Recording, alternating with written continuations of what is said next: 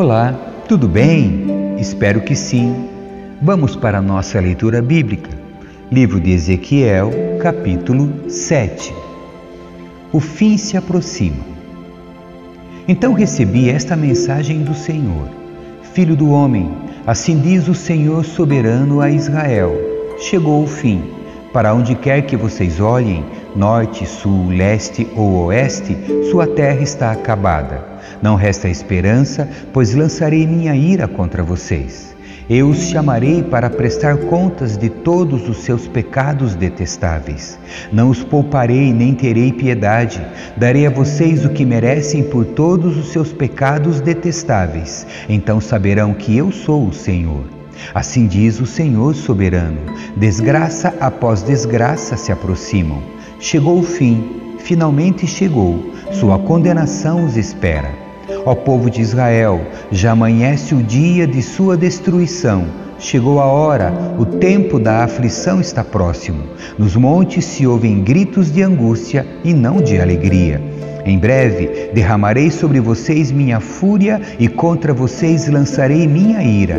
Eu os chamarei para prestar contas de todos os seus pecados detestáveis.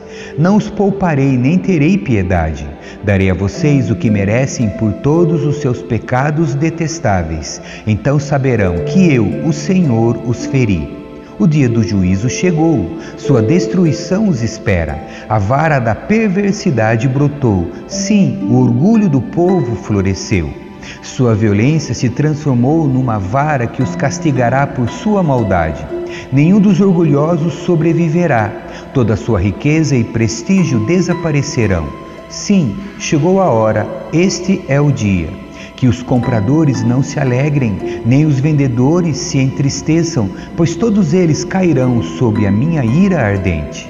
Ainda que os comerciantes sobrevivam, jamais voltarão a seus negócios, pois a profecia contra o povo não mudará.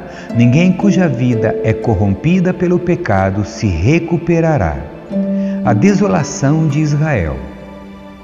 A trombeta convoca o exército, mas ninguém sai para guerrear, pois minha fúria está contra todos eles. Fora da cidade a guerra, dentro dela doença e fome. Quem estiver fora dos muros será morto pela espada do inimigo. Quem estiver dentro da cidade morrerá de fome e doença.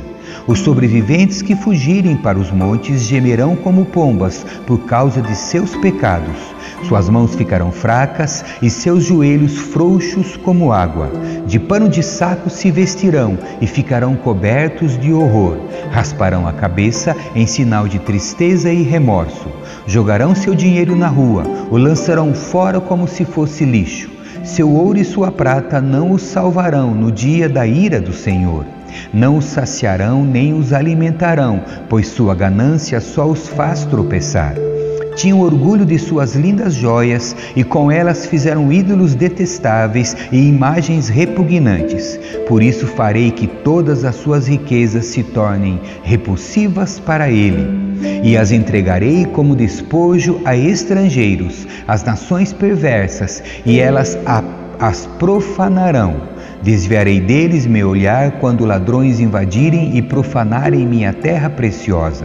Preparem correntes para meu povo, pois o sangue de crimes terríveis cobre a terra. Jerusalém está cheia de violência. Trarei as nações mais cruéis para ocuparem suas casas. Acabarei com o orgulho dos poderosos e profanarei seus santuários. O terror tomará conta do povo. Buscarão a paz, mas não a encontrarão. Virá uma calamidade após a outra, um rumor após o outro. Buscarão sem sucesso uma visão dos profetas. Não receberão ensinamentos dos sacerdotes, nem conselhos das autoridades. O rei e o príncipe ficarão desamparados e chorarão de desespero. As mãos do povo tremerão de medo.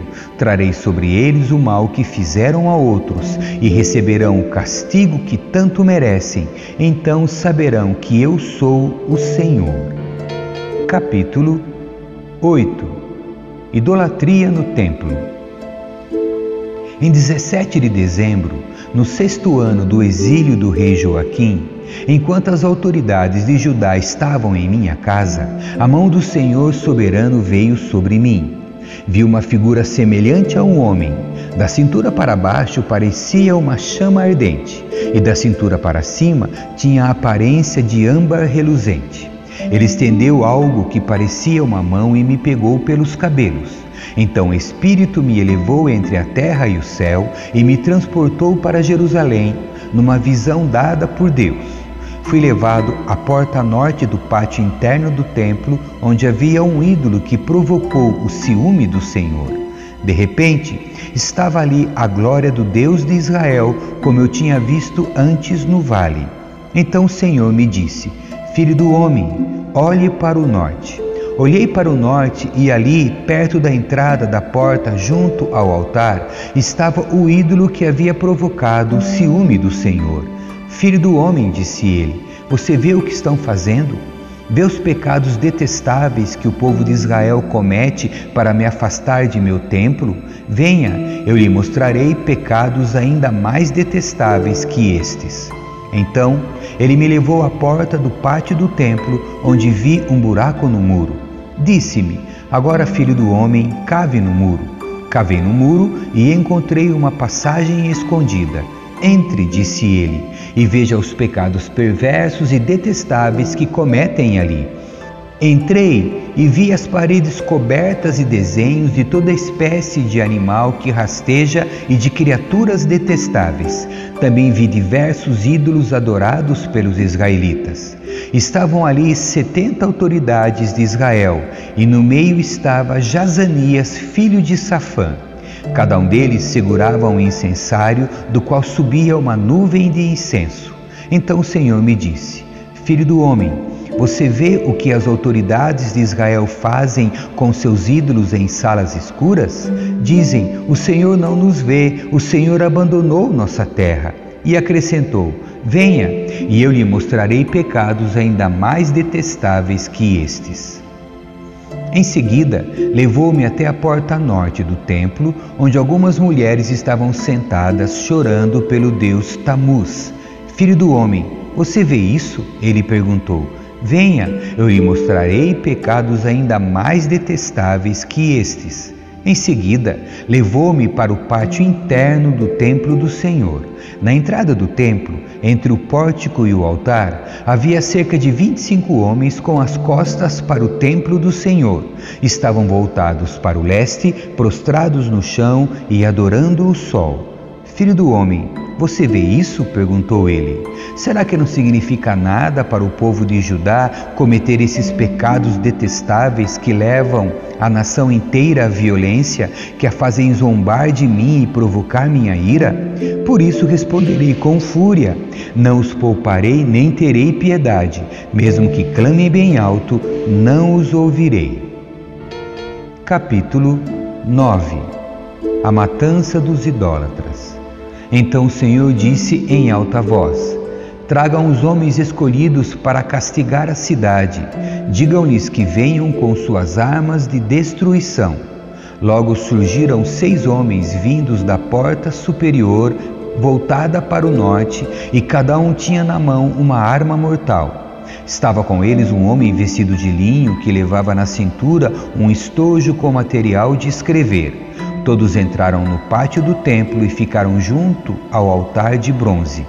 Então a glória do Deus de Israel se levantou do meio dos querubins, onde havia estado, e se moveu para a entrada do templo.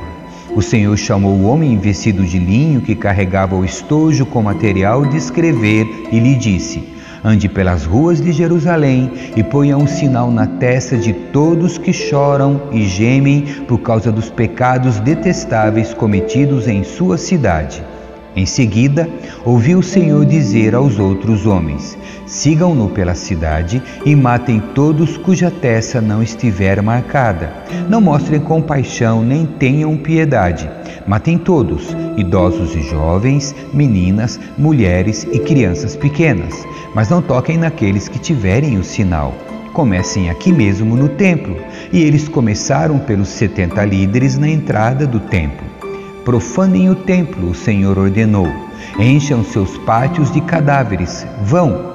Então eles saíram e começaram a matança em toda a cidade. Enquanto isso, fiquei sozinho. Prostrei-me com o rosto no chão e clamei: ó Senhor soberano, acaso tua fúria contra Jerusalém exterminará todos que restam em Israel? Então ele me disse: os pecados do povo de Israel e de Judá são muito, muito grandes. Toda a terra se encheu de homicídio, a cidade está repleta de injustiça. Eles dizem: o Senhor não nos vê, o Senhor abandonou nossa terra. Por isso não os pouparei nem terei piedade deles. Eu lhes darei o que merecem por tudo o que fizeram. Então o homem vestido de linho, que carregava o estojo com material de escrever, voltou para relatar: fiz o que ordenaste. Amém. Que Deus abençoe a sua leitura. Tchau.